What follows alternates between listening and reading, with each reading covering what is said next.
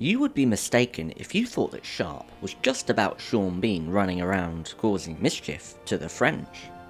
The Sharpe world is filled with characters who have just as important an impact to every episode we are blessed with.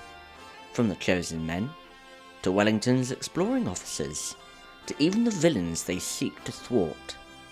However, today we will be grading the women of Sharpe. Female characters with a name credit in the TV adaptation, from lovers and villains to one-episode wonders. So, who truly shone in the series to be legendary, and who is just a forgettable D-tier character? As I said, I'll be grading female characters who appear as a name credit in the TV adaptation only.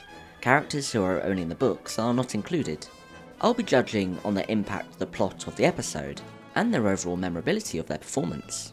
And also for clarity and the avoidance of doubt, I am not including Mrs. Parker or James Rothschild, and I think that's for obvious reasons. With that being said, let's begin with our first female character, Bess Nugent. Bess appears in Sharpe's Gold and is played by Rosaline Linehan. She appears in Sharpe's Gold as a tragic but resolute figure. She's not a soldier or spy or a love interest. She's a determined woman on a personal mission, and one of the very few civilian characters in the series driven entirely by her own purpose. As Wellington's cousin, Bess arrives in Sharpe searching for a missing husband, Will Nugent. When Wellington refuses to divert military resource to help her, she refuses to give up. She attaches herself to Sharpe's unit, which is already on a murky mission, trading rifles to Al Casco's bandits in exchange for British deserters. It's a dangerous path, but Bess is undeterred. Despite warnings, she and her daughter Ellie leave Sharpe's column to continue the search on their own. It's an emotional turning point in the episode, which ends in heartbreak. When she and Ellie are intercepted by Al Casco's men, Bess makes a desperate, self-sacrificial move. She charges at the partisans on horseback, drawing their fire to give Ellie a chance to escape. She is gunned down, dying not as a helpless victim, but as a mother who chooses action in the face of doom.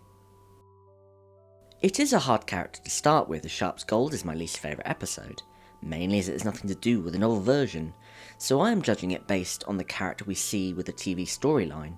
I do find her a little bit over the top and somewhat hysterical at points, especially when speaking to Wellington.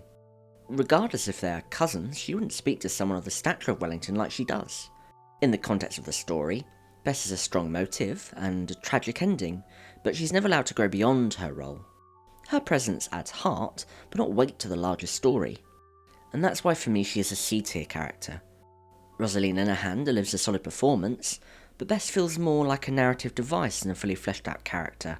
She's sympathetic, but not particularly memorable, in a series packed with bigger personalities, so a middling grade is what I feel is appropriate. Next we have Brigitte, played by Nicola Murray, who is a very minor character in Sharpe Siege. Not really much to say about this character. She appears when Sharpe sets an ambush for the French. One of Sharpe's men, Rifleman Robinson, is found with Brigitte having a little tumble, shall we say. Sharpe assumed he was raping her, and was required to hang him by Wellington's standing order, but when she says she had been willing, Sharpe reduces the sentence to a good old-fashioned beating from Harper. As I said, she offers very little to the plot, but she does spare Robinson from the noose, which is a rather good thing, I say. So, as a grade, it's a D tier. Moving on to Catherine, played by Amira Cesar, who is from the same episode, Sharpe Siege. The character of Catherine and her mother were creations for the movie adaptation, and did not exist in the novel. Catherine's brother, the Comte de Marquet, had abandoned her and her mother to serve as a spy. Ultimately, her mother had fallen gravely ill with fever. Not long after, Major Richard Sharpe and his men seized control of the castle through a ruse de guerre. Though Catherine was initially resentful of the trickery Sharpe used to take it, she approved of his decision to release the garrison. She chose to remain behind, unwilling to move her ailing mother and ease her in her final days. Catherine also rebuffed the unwanted attentions of Banfield. Sharpe had recovered a small supply of quinine, medicine he needed for his own wife, who had fever. Catherine, who was aware of this, still asked him for it, not believing that he would live through the night with General Calvé preparing an assault. Though reluctant at first, knowing the act would signal to his men that their chances of returning were slim, Sharpe eventually instructed to deliver the quinine to her. Grateful, Catherine revealed that oyster shells in the castle cellars could be burned to produce lime, a substance they could use to blind the attacking French. This is a change from the novels, as the intelligence about the oyster shells was information passed on by the American privateer, Captain Cornelius Killick. Out of gratitude for Sharpe's help with her mother, Catherine later offered herself to Sharpe. He declined, of course, hiding a smirk, and joked that he preferred gold. She was rather offended, and called him a monster. Her brother returned once more, urging Catherine and her mother to flee before the French attack. She refused, coldly telling him he was no longer the man she once knew. Thanks to the lime, the French assault was successfully repelled and the castle held. Before Sharpe departed, Catherine thanked him, and they said their goodbyes. I did like this character, and for me she earns her place as a solid B-tier grade. While her screen time is limited to a single episode, she leaves a memorable impression through her intelligence, quiet resilience, and emotional complexity. Her knowledge of the oyster shells and her quick thinking directly contribute to the castle's defence, giving Sharpe a vital edge against the French. Catherine represents one of the more well-drawn one-off female characters in the series, independent, principled, and instrumental to the plot without ever feeling like a forced romantic interest. Okay, moving next to Celia Burrows, played by Lucy Brown, who appears in Sharpe's challenge. Celia Burrows, daughter of General Burrows, arrived in India in 1817 to reunite with her father, who was leading British operations against Kande Rao. She was escorted across the country by a small contingent led by Captain Lawrence. Along the way, she crossed paths with Richard Sharpe and sceptically questioned his claim to have fought at the Battle of Assaye, noting that no riflemen were present there. Sharpe clarified that he had served then as a private in the 33rd Foot. Not long after Sharpe departed, Celia's convoy was ambushed by William Dodd, the ruthless commander under the Kande Rao. She and Lawrence were captured. He, unfortunately, was executed. She was taken to Faragur and humiliatingly presented as a gift to the Kande Rao. Placed first in the dungeons, Celia was later moved to the private quarters after Princess Lalima interceded, on the condition that she did not attempt to escape. Though wary of Lalima and the political games surrounding her, Celia listened with reserved curiosity to their talk of India before colonial rule. She became an unwilling participant in Kande Rao's court, narrowly fending off Dodd's advances by reminding him that she belonged, in the eyes, to the Raj. Upon learning Sharpe was inside the fortress under cover, Celia attempted to arrange an escape with him and Patrick Harper. The plan was interrupted when Sharpe was dispatched to fight in a night skirmish. When Sharpe was exposed as a spy, Lalima confided in Celia, seeking her help to warn General Burrows of an internal betrayal. Their efforts were thwarted by Dodd, who maintained a grip on the fortress. As the final assault of Faragur began, Celia was bound and gagged to keep her from interfering. She was rescued by Colonel Goudin, who had switched allegiance to aid Sharpe. Tragically though, Goudin was killed moments later by the treacherous Shadrach Bickerstaff. Celia survived the siege alongside Lalima and Goudin's aide Benno, eventually reuniting with her father. In the aftermath, she conveyed Lalima's offer to Sharpe that he remain in India as a commander of the Raja's army. Sharpe declined, and Celia bid him fond farewell with a kiss. Celia Burrows ranks as a strong A-tier character among the women of the Sharpe series. Unlike many others who appear in just a single episode arc, Celia demonstrates a clear emotional journey and personal growth under extreme pressure. She begins as a sceptical, slightly privileged daughter of a British general, but quickly proves to be intelligent, compassionate, and remarkably resilient in the face of trauma. Despite imprisonment, humiliation, and danger, she retains a moral compass and does what she can to save lives, even trying to influence the Kande Rao's decisions. What makes Celia stand out is her agency. Her dynamic with Sharpe is built on mutual respect, not just attraction. While she doesn't get a longer arc, what time she does have is filled with substance, making her one of the most well-rounded and capable women Sharpe encounters. Next, we have Conchita, played by Aysen Medina, and she appears in Sharpe's Mission. Again, a minor character who appears briefly as a gypsy girl in the camp of Wellington's army. Harris becomes rather fond of her, and begins to show a lot of interest, including liking her apples. She unfortunately ends up at the wrong end of Brand and Pope, who kill her and the other gypsies in the camp. Harris is initially accused of this murder, but as the story progresses, the real culprits are identified and put to justice. As I said, she is a minor character who's more of a plot device for uncovering the lies and deceit of Colonel Brand and Pope, which is why she is a D-tier character. She has no real arc to speak of, and ultimately it's just a real shame for Harris. Moving on next to the Duchess of Richmond, portrayed by Jane Merrow. She is again a minor character and appears briefly in Sharpe's Waterloo. She is a strong one though nonetheless. She appears during a game of cricket where she speaks to Wellington and Rebecca about the Prince of Orange's education, or lack thereof, shall we say. She also scolds Lord Rossendale for bringing Sharpe's wife Jane along.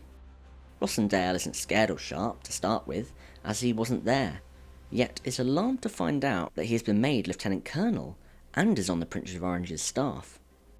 She is, again, another firm D-tier character. Jane Merrow plays her with an aura of authority and upper-class pomp. I particularly enjoy how she plays with Rossendale about Sharpe, and her dismissal of Jane was also a very fine moment. Her portrayal, whilst good, was short, but it is understandable given the wider scope of the plot, which is why D, I think, is fair. Next, we move to Ellie Nugent, played by Jane Ashbourne. She appears alongside her mother Bess in Sharpe's Gold. As mentioned earlier, Ellie Nugent arrives as part of the uninvited Irish duo, alongside her mother Bess, determined to find her missing father amidst the chaos of the Peninsular War. Though Wellington dismisses their quest as foolish and orders them home, Ellie quickly establishes herself as more than a naive onlooker. She's spirited, intelligent, and not afraid to challenge Sharpe, even joining him in a marksmanship contest where she nearly outshoots him. As the journey progresses, a mutual attraction develops between them, tempered by moments of genuine vulnerability, especially after Ellie is forced to kill in self-defense, leaving her shaken and exposed to the emotional costs of war. While Ellie's character arc is confined to a single episode, she remains a compelling presence throughout. Her refusal to give up in the search for her father, even after Bess is killed and she herself is captured, shows grit and loyalty, even if it puts her in danger. Her rescue from El Casco's brutal guerrillas and the reunion with her mentally shattered father form the emotional core of the story, even if it is a bit of a wacky one. Though she doesn't fundamentally change the course of Sharpe's journey, Ellie brings heart and fire to her character, and in fairness her chemistry with Sharpe feels sincere rather than forced. As such, she earns a place in the B tier, a well-drawn, emotionally resonant character with agency and impact, but without the depth or lasting presence of the series' top women. Moving next, we have Jane Sharpe, formerly Shane Gibbons, played by Abigail Cruckenden. And as we know, her and Sean Bean met whilst filming and ended up married, with a child together. However, just like much of Sharpe's love life, this one also did not last. Jane Gibbons is one of the few women in Sharpe series to receive a full and complex character arc that spans multiple episodes. From love interest to antagonist to cautionary figure. First appearing in Sharpe's regiment, Jane is already acquainted with Sharpe, but how they met is never explained in the show itself. But there's a sense of mutual respect and fondness between them. She's introduced as more than just a romantic subplot, practical, perceptive, and sharp in her own right. Their relationship blossoms gradually, culminating in an on-screen wedding during Sharpe's siege. There, Jane is shown to be both vulnerable and resilient, falling ill with fever, but ultimately survives. She's also portrayed as a capable assistant to the regimental surgeon, suggesting a desire to contribute and survive in a world defined by war. But it's after her marriage to Sharpe that Jane's narrative becomes truly compelling. Her disillusionment with the military life is explored in Sharpe's mission, where she nearly begins an affair with the faux poet Shellington, only to be pulled back by Harris's blunt truth. In Sharpe's revenge, once separated from the battlefield and exposed to the trappings of high society, Jane is drawn away from the rough loyalty of a soldier husband and seduced by the promise of luxury and refinement. With encouragement from the scheming Lady Molly Spinnaker, she drains Sharpe's accounts and absconds to London. There she is seduced by the aristocratic Lord Rossendale, a man whose charm and social standing offer her everything Sharpe can't. Luckily, she wasn't asked to fight vampires, just like him in Angel. By Sharpe's justice, she has fully crossed into antagonist territory, standing beside Rossendale as they exploit the suffering of mill workers for personal gain. Jane becomes a symbol of betrayal, not just in love, but in principle, willing to trade morality for status, and even suggesting Sharpe's murder in Sharpe's Waterloo to Rossendale, once the social cost of her affair becomes unbearable. Ultimately, she is left alone as Rossendale is killed in battle. A fitting end for a woman who had everything but gambled it away. And I think all of this is why she is a legendary T character, in the context of the women in the Sharpe series, that is. Not because she is noble or heroic, but because she is unforgettable. She's one of the few women granted a true rise and fall arc, with emotional depth, shifting loyalties, and moral ambiguity. Her evolution, from soldier's bride to social climber, from loving partner to vindictive ex, is rich with drama and thematic weight. What elevates her to legendary status is that she remains relevant across multiple episodes and stories, shaping Sharpe's emotional journey even in her absence. Her betrayal cuts deep, and her manipulations have real consequences. In the world of Sharpe, where many women are confined to one-off appearances, Jane stands apart, vivid, flawed, human, and utterly unforgettable. Moving on next, we have Donna Juanita, who is the Spanish adventuress and French agent. She is played by Siri Neal, and is an antagonist in Sharpe's battle. She is a complex and manipulative character, whose ambition far outweighs her actual success. Positioned as a seductive French agent working alongside Brigadier General Lou, she plays the role of a cultured and confident noblewoman, but behind her polished exterior lies calculating saboteur using sex, secrets, and subterfuge as weapons. In the show, her tactic is emotional manipulation. She begins an open affair with Lord Kiley, humiliating his wife Lucy and making herself a fixture within the British command. When Kiley begins to drift back towards his wife, particularly after learning of her pregnancy, Juanita retaliates. She arranges for Lucy's capture by Luke's men, holding her hostage to ensure Kiley abandons Sharpe and his men in their hour of need. It is a cold and calculated move meant to weaponize a man's love for his wife against his loyalty to his comrades. Juanita also spreads false intelligence, hoping to sabotage Wellington's campaign by destabilizing Irish morale. Her plan nearly works. Kiley hesitates. Sharpe is isolated, and morale begins to falter. But her methods are built on deception and borrowed power, and once the illusion begins to crack, Juanita's influence collapses.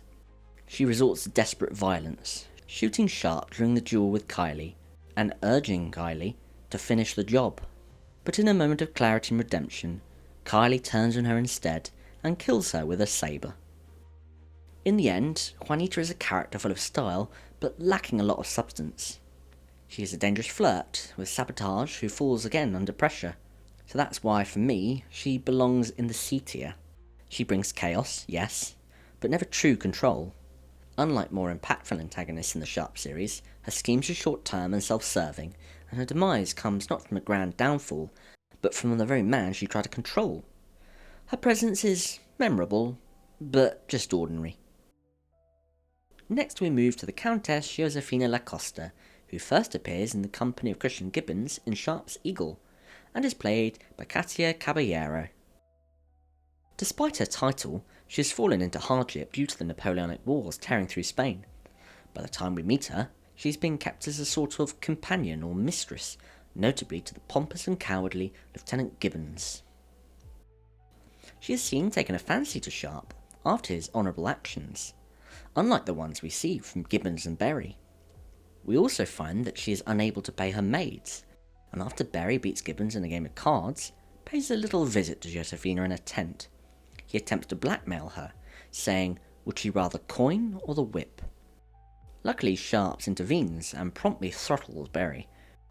Sharpe then pays Josefina's maids, with the help of Captain Leroy, and takes her under his protection. When Simpson is humiliated, he wants revenge on Sharpe, of course, so instructs Gibbons and Berry to take care of the situation. So, in an act of barbarity and villainy, they rape and beat her. This rather angers Sharpe. He challenged Gibbons and Berry to a duel. Wellington doesn't approve of duels, however, so ends up asking Hogan to send Sharpe and Berry out on a mission. This ends up with Berry getting his just rewards. We do see her again after the Battle of Talavera, meeting Sharpe and thanking him for his help. And like a lot of women in the Sharpe world, she kisses him farewell. Interestingly, in the novels, she appears in other stories, not just Sharpe's Eagle, including Sharpe's Enemy. However, in the TV adaptation of Sharpe's Enemy, she was called Lady Isabella Farthingale, and does not appear to be the same character as we see with Christian Gibbons in Sharpe's Eagle. She is instead played by Liz Hurley. And as a character, if we look at her just in Sharpe's Eagle, I think she's just C tier. She is a minor plot device and damsel that requires saving by Sharpe. While she brings emotion and thematic significance, such as highlighting issues of class, exploitation, and Sharpe's softer side, her development is not as extensive as other characters in the series. Her impact is respectful and adds texture to the episode, but she lacks the lasting influence or strong presence that would elevate her to a higher tier. Moving now to La Marquesa, played by Alice Kriege. She had an alias across the novels, from Helene Leroux, Helena Mendora, La Marquesa Mendora, and even La Puta Dorada, the Golden Whore. She was born in France and began sleeping in the beds of the powerful to harvest their secrets at just the early age of 16. In the novels, she first meets Sharpe and Sharpe's sword.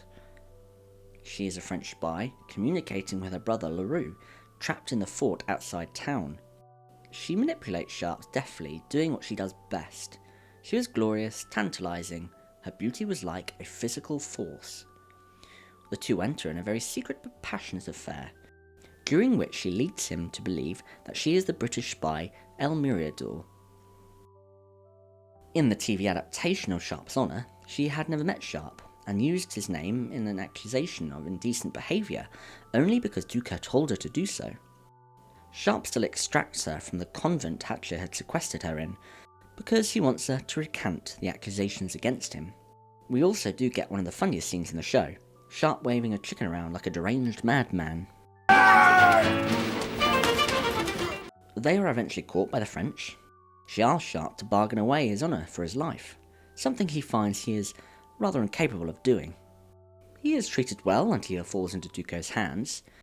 She tries to escape the British at Vittoria, her wagons laden with her fortune, but she is caught up in the crush of the fleeing French and captured by El Matarif. Sharpe rescues her from El Matarif once more in a Texas bull rope match type fight. She repays Sharpe by replacing his telescope, which had been destroyed by Ducas. She also exposed Ducas's plan to Wellington, who grants her safe passage home. Not before doing what most women in the show do, and that is kiss Sharpe goodbye. And I do feel at this point I should have set up a kiss counter for the series. For me, she earns a solid place in the B tier due to her memorable presence and the important role in the story. She is portrayed as strong, intelligent and proud. Unlike many secondary characters, La Marquesa actively influences the plot by assisting Sharpe and showcasing her courage and agency.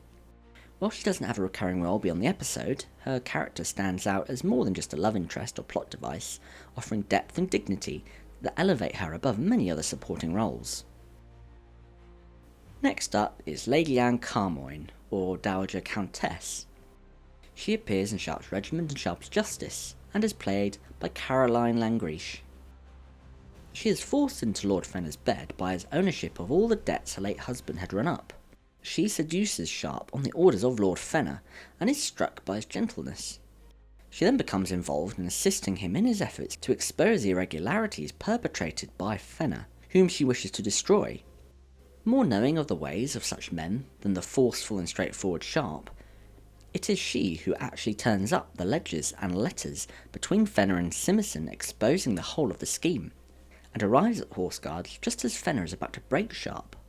She tells Sharpe to make his demands, and Fenner will meet them. All this whilst also telling Fenner that her own demands will be discussed at another point. She knows that she is now free from the grip of the cruel and corrupt Fenner. We do also see her throughout Sharpe's Justice as she meets Jane and Rossendale at the beginning. She does assume that Sharpe is still with Jane, although is rather suspicious of the two's intentions. She ends up meeting Sharpe in his quarters in the north to inform him of Rossendale's actions, and that he is there because of the scoundrel himself. She attempts to woo him, but he actually refuses this time. Good man. Throughout the episode, she appears as a giver of vital information for Sharpe, such as Rossendale's visit to the north and Willoughby Parfitt's corruption. Unfortunately though for Sharpe, her seductive ways cause Sharpe to be drawn into the bed. But considering the information provided by Anne will help remove corruption, it could be seen as worth it. Anne is portrayed as dignified and strong-willed, but also vulnerable at points. As such, as a character for me, she goes into the A tier.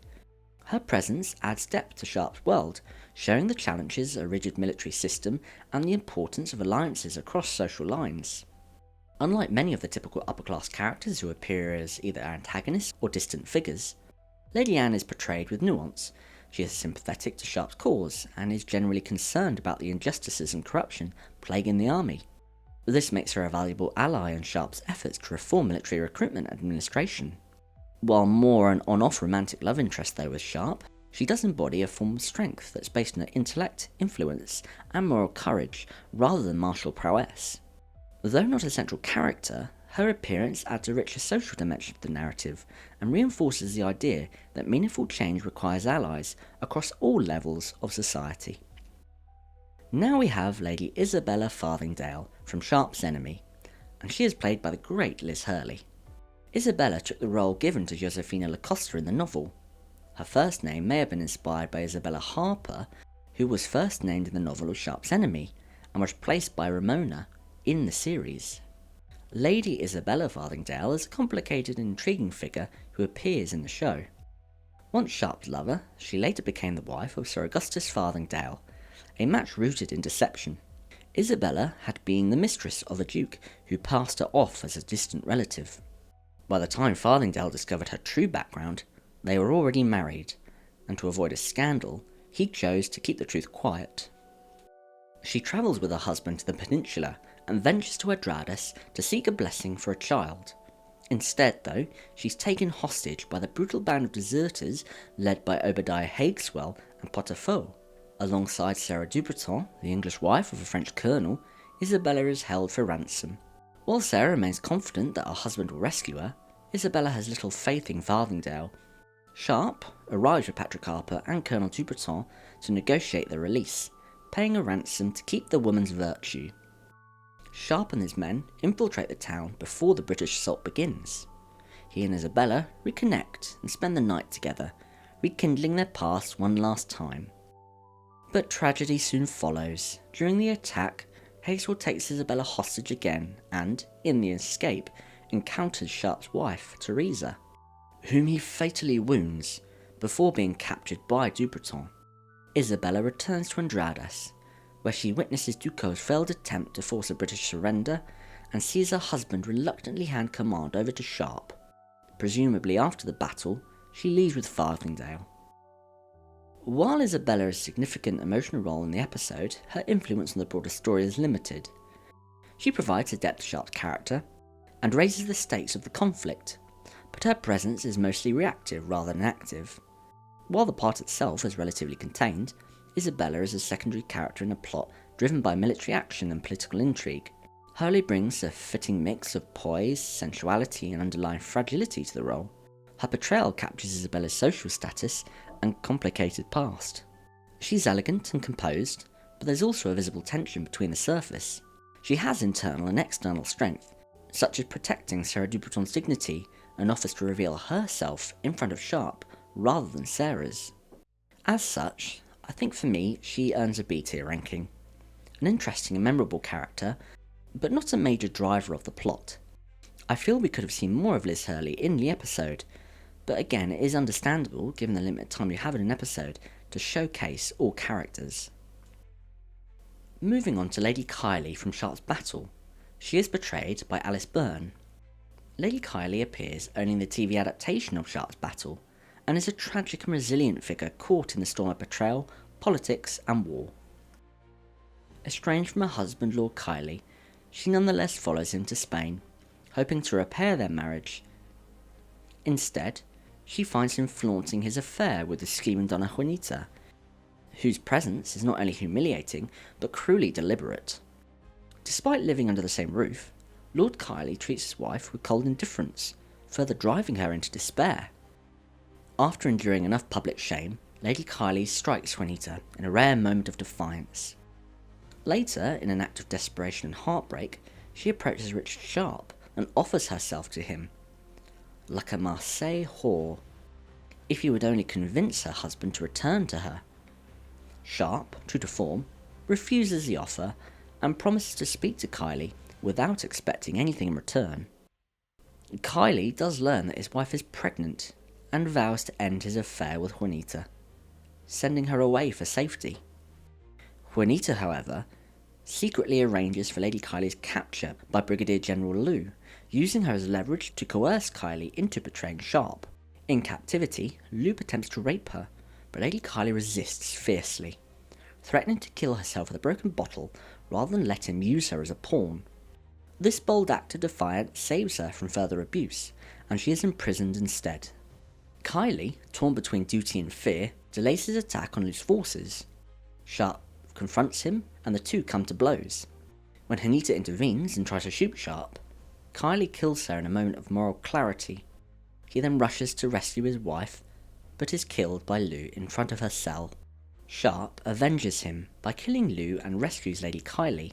In a final act of mercy, Sharpe conceals Kiley's betrayal to protect the widow and her unborn child.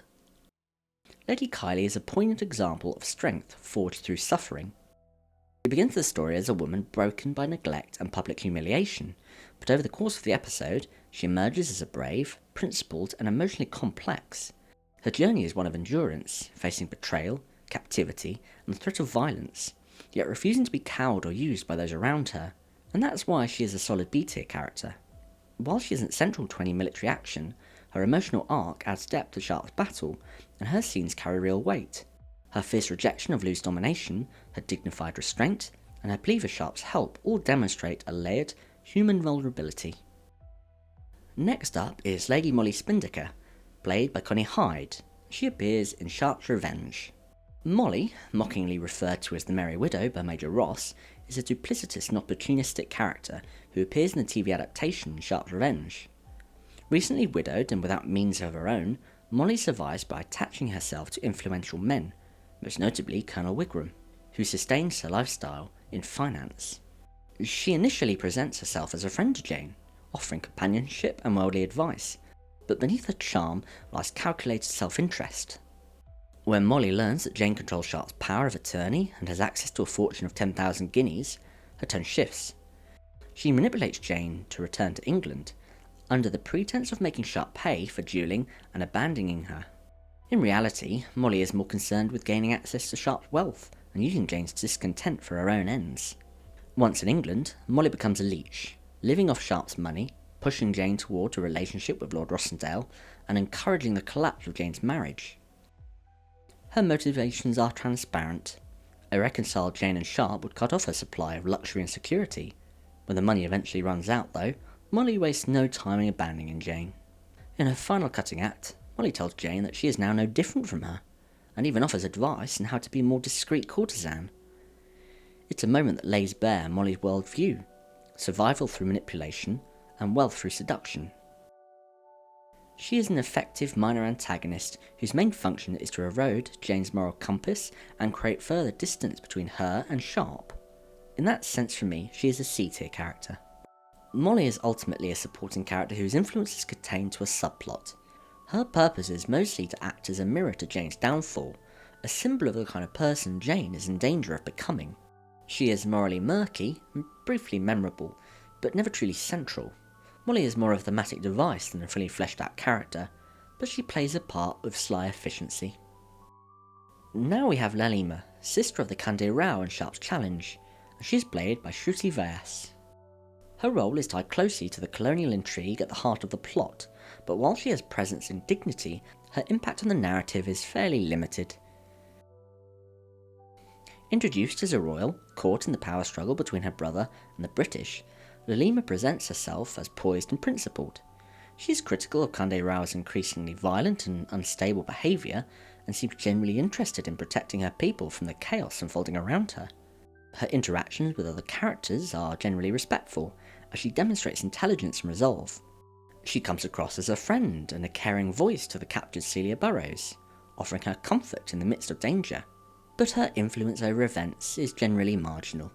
Once violence escalates and Kande Rao fully aligns with the treacherous William Dodd, she is imprisoned and whipped for her betrayal.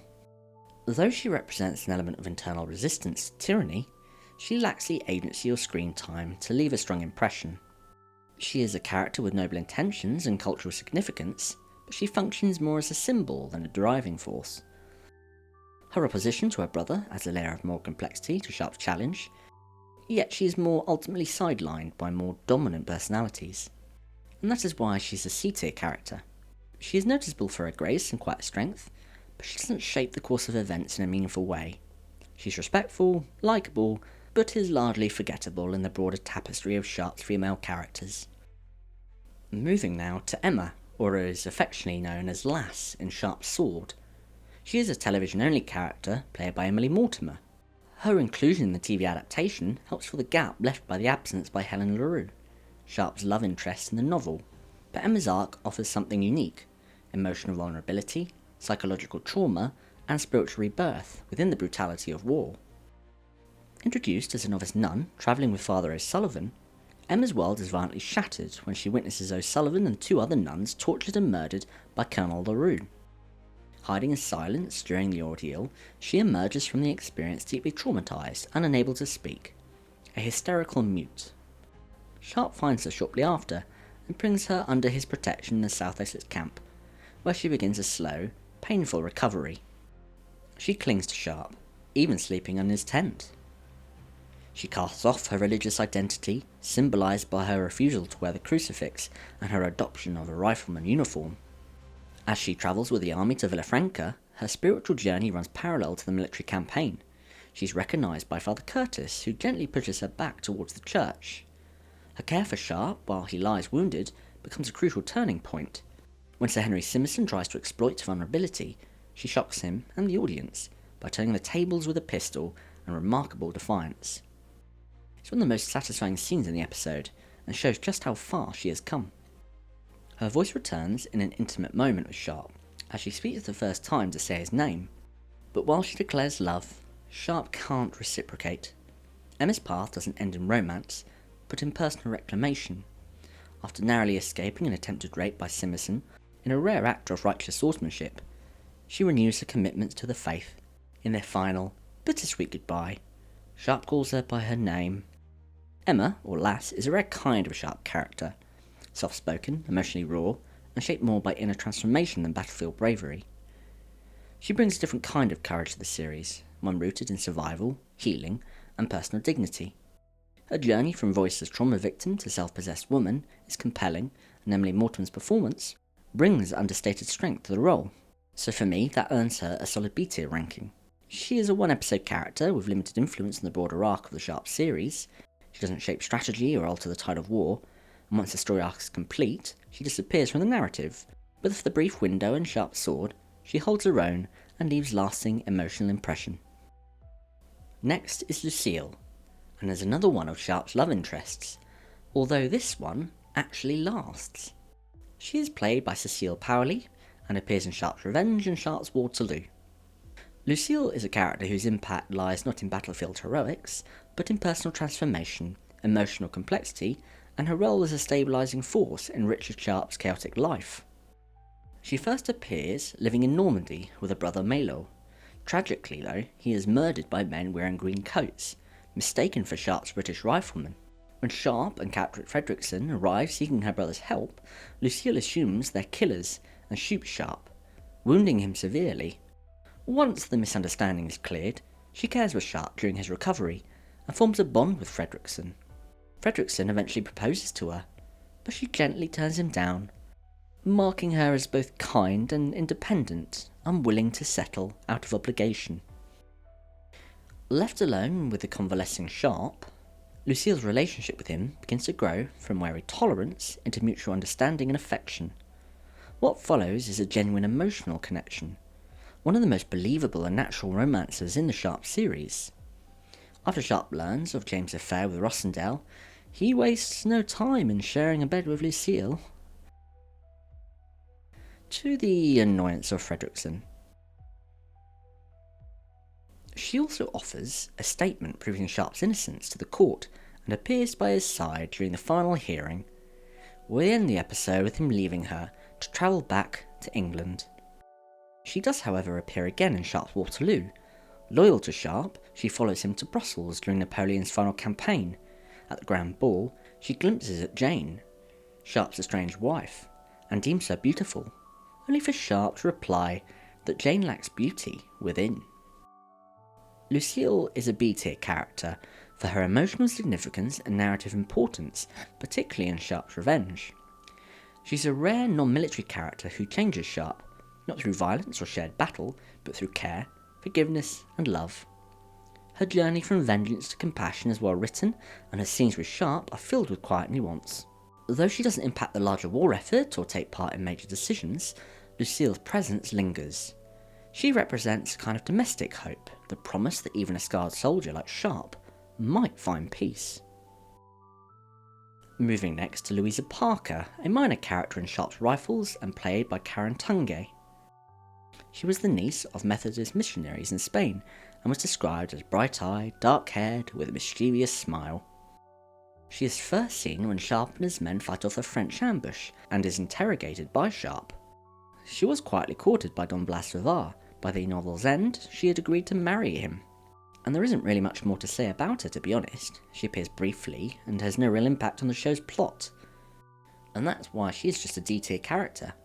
Ultimately an important side character in the TV show, but in the novels she reappears in Sharpe's Devil, which takes place many years later. She travels to Sharpe's farm in Normandy to ask for his help in discovering the fate of her husband, Blas de Var. She provides him with 2,000 guineas, travelling money for bribes and expenses, and also arranges with Lucille for repairs to the farm, and a generous fee for Sharpe's services. Sharpe is, of course, successful, and returns her husband to her. Moving next to Madhavanti from Sharpe's Challenge, and played by Padma Lakshmi. She is one of the two secondary antagonists in Sharpe's Challenge. Once the favoured concubine of the late Raj, she now exerts political influence as the regent of Faragpur, ruling through her sway over the young Conde Rao. Alongside her lover, the brutal General William Dodd, she plots a rebellion against the British, intending to assassinate the Raj, usurp power, and claim control of the state. She is cunning and seductive. Madhavanti attempts to manipulate Sharpe into turning against Dodd, suggesting he could replace the general in power and in her bed. Sharpe, unimpressed, coolly rebuffs her advances, seeing through the manipulation and suspecting Dodd was testing his loyalty. This scene underlines her political cunning, but also reveals her limits. She's used to men underestimating her, but Sharpe doesn't bite. Her story ends in betrayal. When the tide turns against Dodd, Madhavanti begs to escape with him. Instead, he dismisses her coldly, calling her a whore before killing her without hesitation. Her death is abrupt and brutal, underscoring how little power she truly held in the end.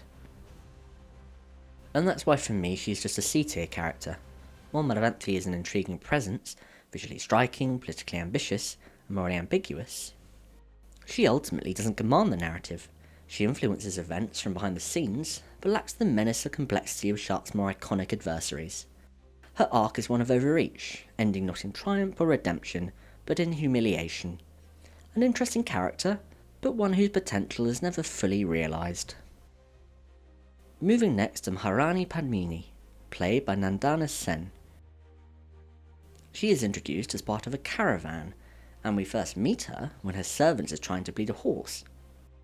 She originally comes across as a bit arrogant, but respects Sharpe after proving his worth. Sharpe escorts them across hostile territory. She is elegant and composed. Her journey is marked by restraint and quiet strength. She is aware of the dangers that surround her, particularly from those like Dragomirov, who seek her as a political pawn. Despite this, she maintains dignity and intelligence, keeping her motives and emotions close to her chest. Her bond with Sharpe is subtle, They share moments of mutual respect, and it's clear she sees the hardened rifleman as a man of integrity in a world of shifting loyalties. She eventually ends up with Barabbas Hageswell after the final battle of the episode. Lucky for a man who was to be sent to prison, for being wrongfully accused of a crime he didn't commit. In general though, she doesn't really do much more in the episode, and that's why she is a C-tier character. She adds texture to the story, but doesn't have enough narrative weight or dramatic impact to stand out among Sharpe's more compelling allies or adversaries. Her role is graceful but limited, more of a presence than a player. Next we have Maggie Joyce, played by Julie Wallace. She appears in Sharpe's regiment. She is a ghost from Sharpe's past, a figure rooted deep in his rough London upbringing. Maggie was already steeped in the criminal underworld of the St Giles Rookery where Sharpe, still a boy, fell under her wing. Part mentor, part surrogate family, and briefly his first lover, Maggie once protected Sharpe the only way she knew how, by sending him far away after he killed a local gangster. In Sharpe's regiment, Sharpe seeks her out again. Time has changed her physically, now broad-lined and hardened, but her grit and presence remain intact. In the lawless streets of the Rookery, Maggie reigns as a midwife, barkeep, fixer, and crime boss. Quite a CV. When Sharpe entrusts her with the jewels he looted from the French, it's not just out of nostalgia, it's because she's the only one in London he truly trusts. She proves worthy of that trust, protecting him when enemies come sniffing.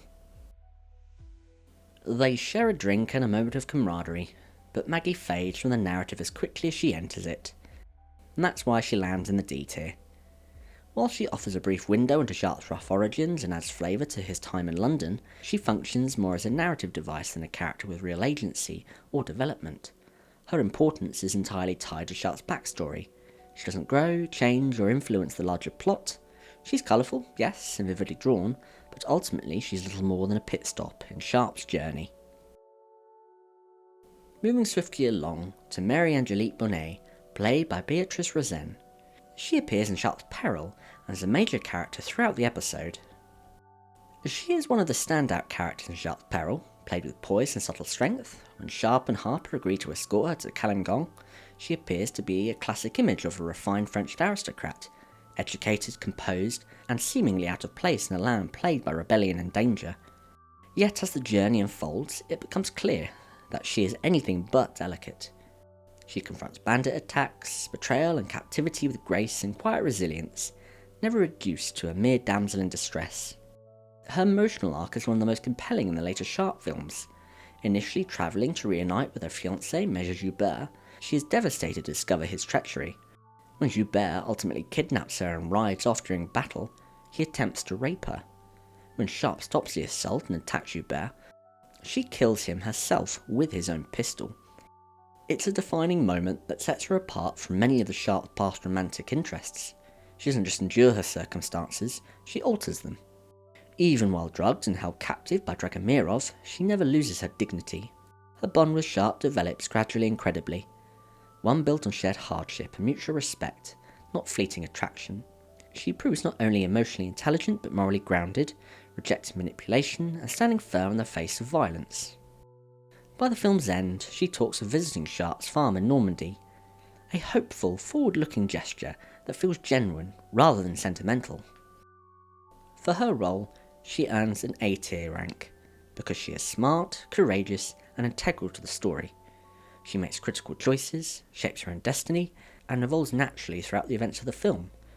Her ability to defend herself and others gives her lasting impact on the Sharpe's canon. Among the franchise's late-stage characters, she stands out as one of the most grounded and admirable. Next we have Miranda, who appears as the love interest for Perkins. She is played by Maria Petrucci and appears in Sharpe's Battle. A brief one-episode character, we first find her about to be assaulted by French troops under the command of Brigadier General Lou. Perkins saves her, and she is put under his protection. During the rest of the episode, we see her and his bond grow. She looks after and cares for him. She, however, has a tragic ending. After witnessing Donna Juanita's treachery with Guy Lou, she is killed. What is more tragic is that this episode we also see Perkins killed by treacherous soldiers during the final battle. However, at the end of the episode, we we see Perkins and Miranda buried together, and I like to think they are together in the afterlife, with her still looking after him. As a character, however, she is D tier. Unlike other female characters in the series who demonstrate resilience, cunning, or commanding presence, Miranda is passive and ultimately forgettable. She lacks agency, depth, and lasting impact. Miranda sadly fails to leave a lasting mark, apart from being a support for Perkins. Next is Mother Superior from Sharpe's Honour. She is played by Anna Sava, and is a minor character, serving primarily as the caretaker and protector of La Marquesa. She is the head of the convent where La Marquesa is sent after being falsely accused of infidelity and later kidnapped by the villainous Father Hatcher and El Matarif. Though she appears kind and sincere at the start, she is obviously corrupt and in league with Hatcher and El Matarif. As a character, she fades quickly from memory. Her dialogue is minimal, her personality undeveloped, and she has no arc or decisive action of her own. She exists to serve the plot's logistics, rather than to enhance any emotional thematical weight. And that is why she is a D tier character. Not because she is poorly portrayed, but because she's functionally inert. She has no agency, no meaningful development, and again, leaves no lasting impact on the narrative. Moving next to Mrs. Tredenick from Sharpe's Peril. She is played by Carolyn Carver, and is the pregnant wife of Major Tredenick. Though she has limited screen time and little direct agency, her role serves as a small but steady emotional anchor in an otherwise brutal and chaotic journey. Introduced as part of a baggage train bound from Madras, Miss Tredenick is a quiet but resolute presence. Her condition adds a layer of vulnerability to the group, raising the stakes whenever the train is under attack or forced to endure hardship. She spends most of the story on the periphery, yet her pregnancy subtly symbolises the fragile hope and continuity that survive even amongst the dangers they face.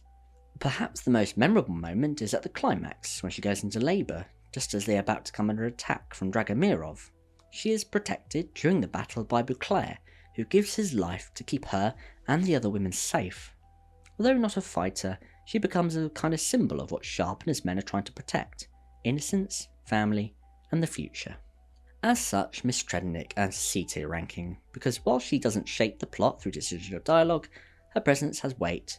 Her pregnancy personalises the stakes and humanises the soldiers around her, particularly her husband, whose self-sacrificial mission to kill Dragomirov is given more emotional depth as a result. She's not a standout or scene stealer, but she represents quiet strength, endurance, and civilian cost, important elements in a war story often dominated by gunpowder and grit. Next, we have Paulette from Sharpe's Waterloo. She was a prostitute for the Prince of Orange, played by Chloe Newsome. A very minor role and brief appearance in the show, she is simply put there to frolic around with Silly Billy, the Prince of Orange. After the frolicking had finished, she then is seen speaking to the dream team of Sharpe, Harper, Harris and Hagman, offering her services for a shilling to the ladies' man Sharpe. However, he does not have time. She does appear to be quite in the know, as is aware of Lucille, and questions Sharpe's motives when he tells her about Jane and Rossendale. And that's all we see of her. Because of that, she's a D tier character. She has virtually no impact on the plot or any character arcs beyond slight thematic reinforcement. She is a background character with no real agency, development or resolution. While she serves a purpose, satirising aristocratic buffoonery, her role is more caricature than character. Now, back to more major characters with Ramona. Played by Diana Perez, she appears across the series as the wife of Patrick Harper. Ramona appears only in a television adaptation, as in the novels, Harper's wife is actually Isabella. She is one of the warmest, most quietly powerful figures in the Sharpe television series, a character who never lifts a musket, never plots in a war council, but whose presence is felt deeply and meaningfully across multiple episodes. In the television adaptation, specifically, she first appears in Sharpe's enemy and is the lover of Harper.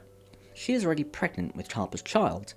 Their relationship is quietly serious, no dramatic declarations, just genuine affection.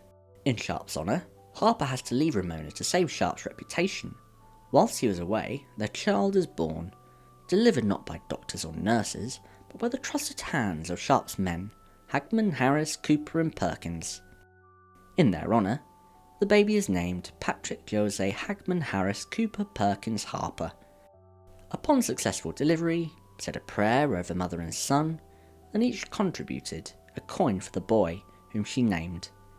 It's a humorous, touching moment that perfectly captures the camaraderie and rough sentimentality of Sharpe's world.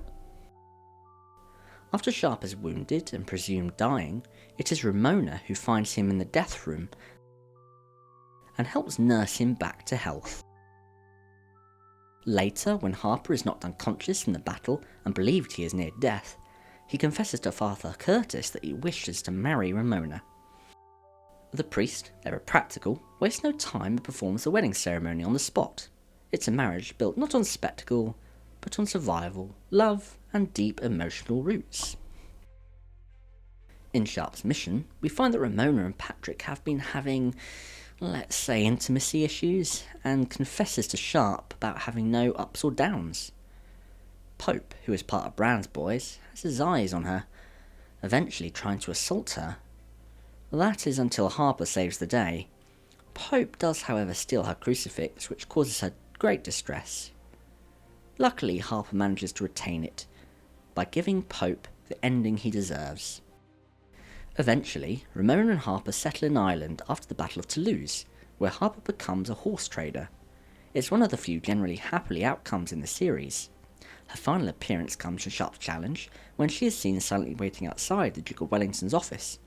Concerned for Harper, who has gone missing in India. It's a small moment, but it lingers. Ramona, still devoted, still strong, and still anchoring the legacy of the rifleman in peacetime. Her role is never passive, she is always active, emotionally present and fully integrated into the world of the rifleman. She stands by Harper not just as a romantic partner, but as a true equal.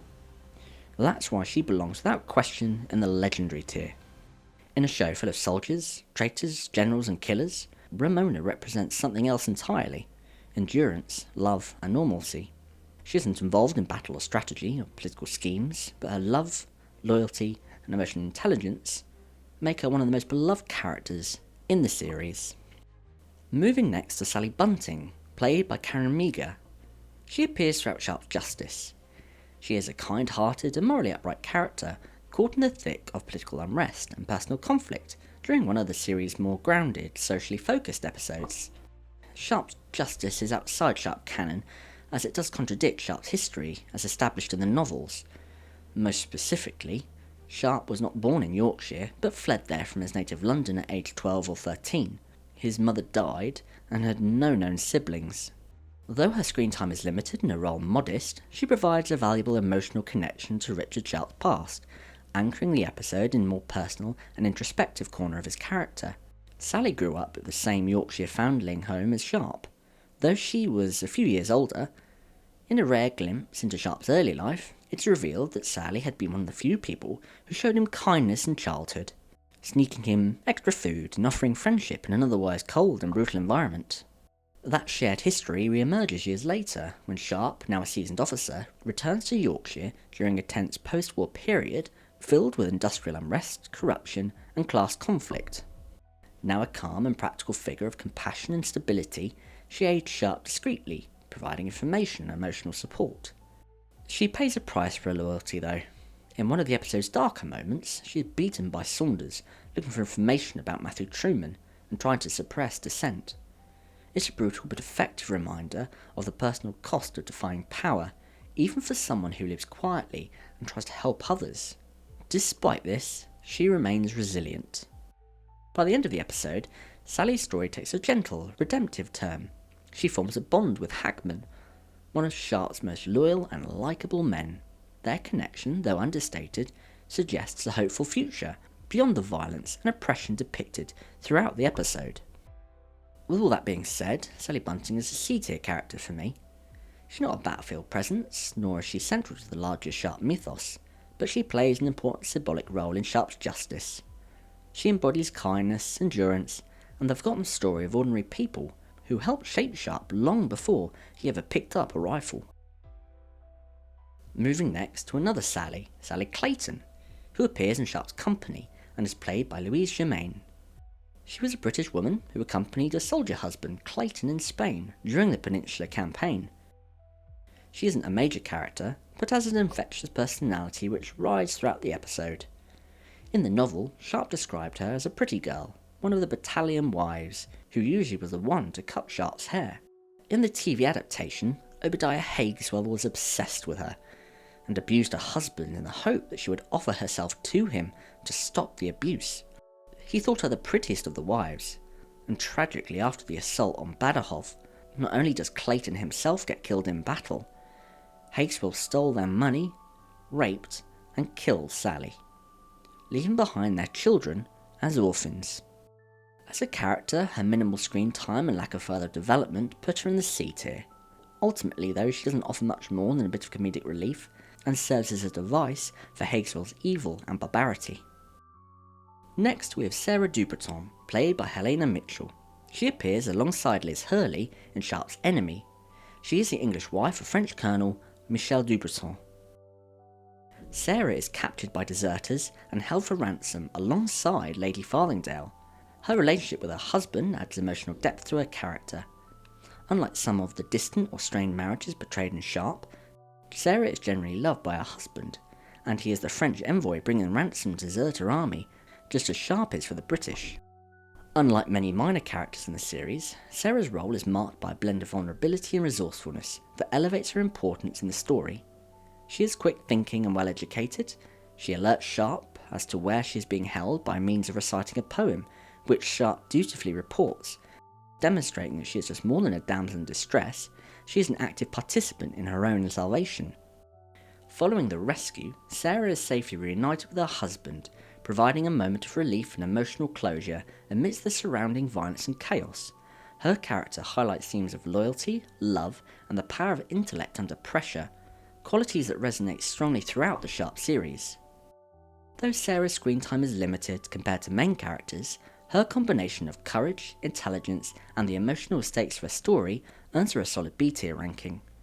She stands out as a memorable female figure who, through her actions, contributes meaningfully to the episode's plot and emotional impact. Now, we have Teresa Marino, played by Assumpta Serna, and she is a vital character early on in the Sharpe series. In the show, Teresa's love is hard won. After having watched the French rape and murder her mother, she dedicated her life to killing the French, and nothing more, until she met Richard Sharpe. It is a difficult relationship, with Teresa torn between her promise and her love for Sharpe. Introduced in Sharpe's Rifles, Teresa is a guerrilla resistance fighter, working alongside Don Blas Vivar to strike symbolic blows against French occupiers. Unlike many other women in the series, Teresa is not a passive figure caught in the tides of war, but an active, fierce, and formidable combatant. Her first impression is one of suspicion and steely resolve, hardened by unimaginable trauma. Teresa, though, wears her pain like armour. With some persuasion, she convinces Vivar to enlist Sharpe help in their daring plan. It is here that the first seeds of intimacy between Teresa and Sharpe are planted. Throughout the series, Teresa is one of the few characters who challenges Sharpe emotionally and intellectually. She encourages his development as an officer, offering shrewd advice and guiding him in navigating the political and moral complexities of war. As their bond deepens, they become lovers, a relationship built not on melodrama, but mutual respect and shared scars. By Sharpe's eagle, during the Talavera campaign, Teresa even pushes Sharpe to shield Josefina from the predatory attentions of their officers, further showcasing her protective instincts and moral compass. In Sharpe's company, the stakes are higher than ever. She reveals they have a daughter, Antonia, who she has kept hidden in Badajoz for safety. Sharpe is stunned, but elated, and immediately urges Teresa to flee the city before the impending French siege. However, ever the patriot and spy, she refuses. She has intelligent work to complete for Major Nairn. In a harrowing scene, Teresa is attacked by Obadiah Hageswell, the series' most loathsome villain, but rescued at the last minute by Sharpe and Harper. Her reunion with Sharpe is heartfelt. In Sharpe's enemy, Teresa rides with Sharpe on a mission to eliminate a band of deserters holed up in the mountains. After successfully capturing the stronghold, she attempts to warn him of an incoming French force. Tragically, she crosses paths with Hageswell again, who now holds Isabella Farthingale hostage. In an effort to protect Isabella, Teresa lowers her weapon, only for Hageswell to shoot her in the chest. Her death is one of the most devastating moments in the entire series, taken back to Sharpe, she dies in his arms, leaving behind a daughter and a broken-hearted soldier. Her loss echoes through the series, never truly forgotten by Sharpe or the audience. No woman in Sharpe's life, before or after, has had such an impact, save for potentially Lucille, but that's a different kind of relationship. This is why, for me, she is a legendary tiered character. She represents everything that makes Sharpe's series emotionally powerful: love forged in war, the tension between duty and desire, and the ultimate price paid and those who resist tyranny. Her strength, vulnerability, and tragic arc make her one of the greatest characters of the series, and for all this and more, Teresa rightfully earns her place in the legendary tier. And last we have Zara, the gypsy girl, who appears in Sharpe's Mission and played by Beren Politi. We first meet her travelling with her parents in their caravan. They are spotted by Colonel Brand, whose actions would have proved him a traitor. Therefore, along with Pope, pursues the caravan in an effort to eliminate witnesses. Zara jumps from the moving wagon while it was out of sight from the pursuer. Brand and Pope catch up with the caravan shortly after that and slaughter the occupants. Zara was rescued by Septimus Pycroft as she is trying to bury her parents, and she returns with him to the British Army camp, where another small band of gypsies were also based. Brand's people murder all the gypsies one night, but as luck would have it, Zara was out of the camp, so was saved from their brutish actions. From that point on, Zara becomes one of the most crucial threads unravelling Brand's treason. She is a quiet but courageous presence, providing testimony at a court-martial that ultimately condemns Brand.